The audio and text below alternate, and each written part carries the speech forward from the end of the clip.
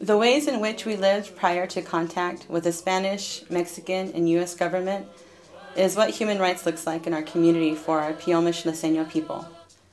Our behaviors were governed by our families and clans, which provided for our well-being and safety with dignity and justice. Violence was not tolerated and therefore never part of our traditions and culture. We didn't even have a word for violence in our language. The state of California in its early statehood commissioned militias to clear the land of all undesirables so that settlers could homestead on stolen Indian land. Those that were not killed were sold into slavery and sold to local ranchers as property. We organized the walk to show that Native women count, and not only count, but they deserve equal access to justice. This walk is going to help because it's going to bring it out in the open.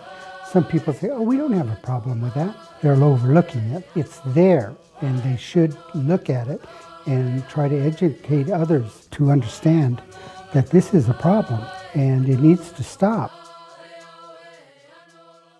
The United States government needs to live up to their federal trust responsibility and provide what they promised in their treaties to our American Indian people in exchange for our lands.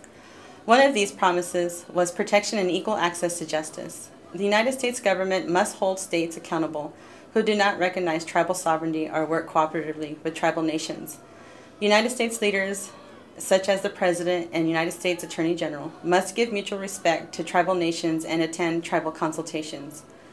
Their absence in these consultations has not only contributed to the erosion of tribal sovereignty, but to the safety and access to equal justice for our women and children.